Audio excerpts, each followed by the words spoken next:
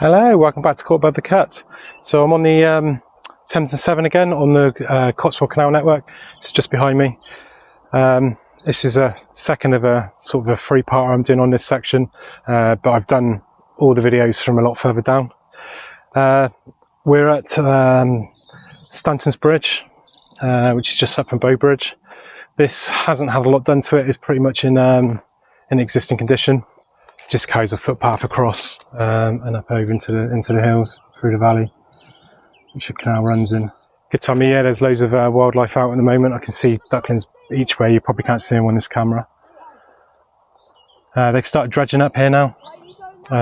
This bit hasn't been done. A bit further up has. This section we're walking up takes you to Brimscombe Port, which is where the Severn Trows used to come up through here, which are 15-foot wide boats, go up to Brimscombe Port, where there was a transshipment basin, and go to all the goods were carried in onto 12-foot barges, which were the Thames barges. Probably some narrow boats and stuff on here as well, but it could take quite large boats. It was pivotal to this area. You had canals and ports sort of springing up on the coast. Maybe little areas where boats could come in to load and unload, but then everything was done by horse and cart, which couldn't sort of carry too much. Just got some ducklings here. See if you can see there's a little one swimming towards us. The canal, as I said in the past videos, teeming with nature.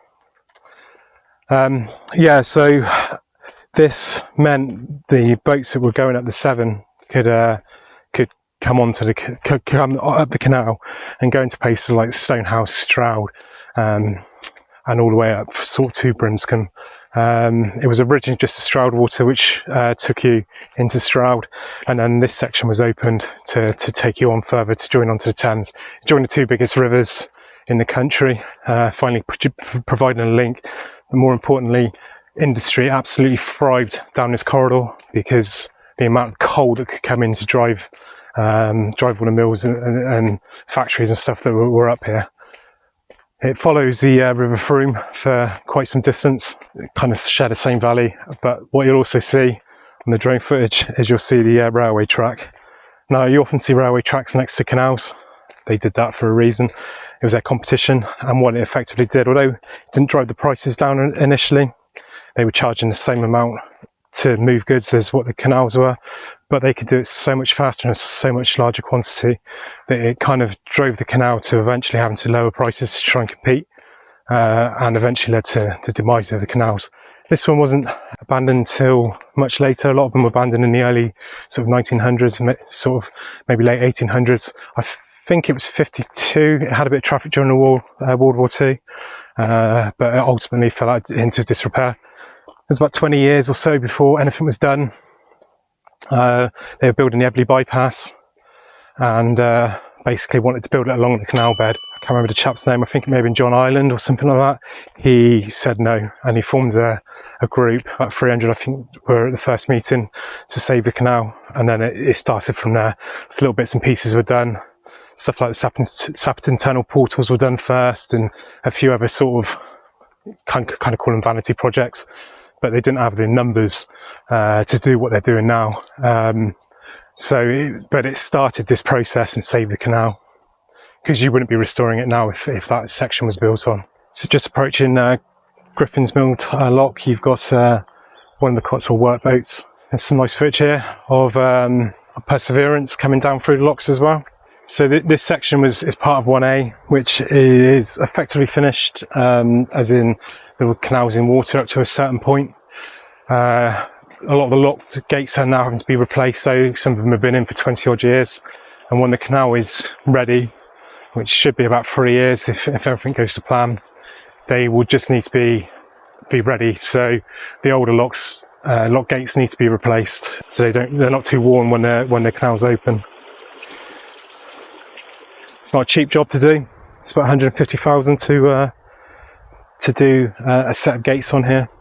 It's not helped by the fact that this canal's so wide. Like I said, 15-foot wide for you need to take 15-foot boats in here. So you've got sort of large gates, double gates, deep locks as well, because these were sea vessels effectively coming on, sailing vessels coming onto the to the canal. So there's a lot of timber to make these locks up. As always, you've got your spillway. There's not much water running through here at the moment. There's a little bit.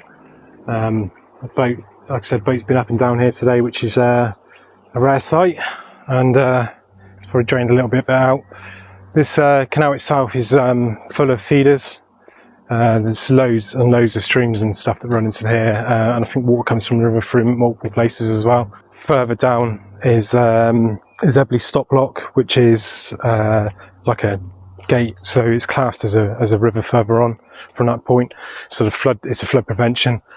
If ever there's a flood, it will snap shut, and it will stop the water from running down the canal into further down, sort of towards past Ebbly. And then we're on to Jubilee Bridge. We're in Thrupp now. So this was constructed, well, it's believed to have been constructed in 1867 for the Golden Jubilee of Queen Victoria. It's iron lattice work. Very nice. It's been maintained by the Trust for quite some time now. There is thoughts that it might have been actually built in 1903. I don't think they actually really know. Jubilee Bridge would probably tell you it's the former of the two. I believe this could be one of the spots where the otters are. Although this has been disturbed recently, you probably wouldn't tell by now, but I was down here filming, I want to say it's later last year, and this was all barricaded off. We could walk through, but there was serious work going on the bank there. They were doing work to the railway, and they had a bund right across here, so they could get the plant across to the other side. So this was all blocked off. You can see there's a hole in the hedge here. I don't know if Network Rail are going to replace the whips that were planted in here, or if that's going to be left open for future access. I'm not too sure. The track ran sort of down the side and through here and across. Got one of the many landing stages around here. So if you missed my earlier videos on this, you might recognise the stuff. You see it on a lot of the motorways and main roads across the country. That's because that's exactly what it is. So this is a very effective way of building a pontoon. You can see these sections, which are the posts that hold it up, the same as on the motorway. You drive those down into the canal bed. Now you think, silly idea putting a hole in the bottom of the canal. The canal is clay lined, so what it actually does, as long as you don't let it dry out, when you drive that down through, it's so sharp it digs through the clay without sort of ripping it, just straight through it, and the water just swells it back up again.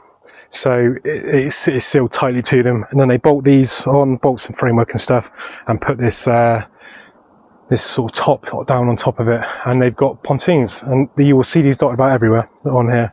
And there's a couple more just up here, which will be done before at the end of my day's filming, including one outside the brewery. So when boats are coming up and down here, you can stop off for a quick pint and bite to eat. Food is gorgeous there. I've just had a halloumi burger and a pint of their own lager, but they do loads of real ales and stuff there. That takes us up into Hammill Bridge.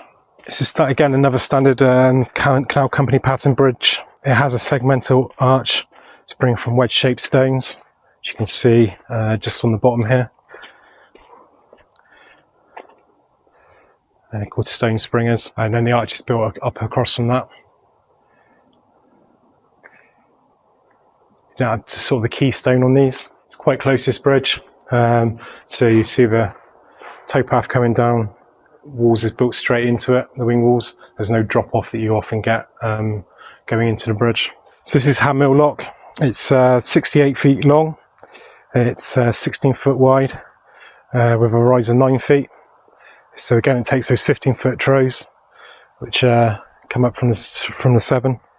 It was restored in about a year by Cotswold Canal Trust volunteers, and again, it's brick lined and stone copings.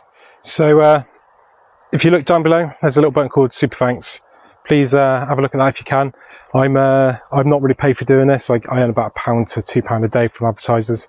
So watch the videos as well. That earns me money. But that Super Thanks button, you can donate a small amount or a bit more, $1.99 upwards. It goes to me. It's just helps support my channel. A few people have done it already, so thank you very much for that. But yeah, anyway, Also, please subscribe. I know I keep saying it at the end of every one of my videos, but not everyone that watches my videos subscribes. Actually, more don't, but watch my videos and don't subscribe. That subscribe button helps me reach you. Please go on the Cotswold Canal Trust website and sign up. Thank you very much and have a good day.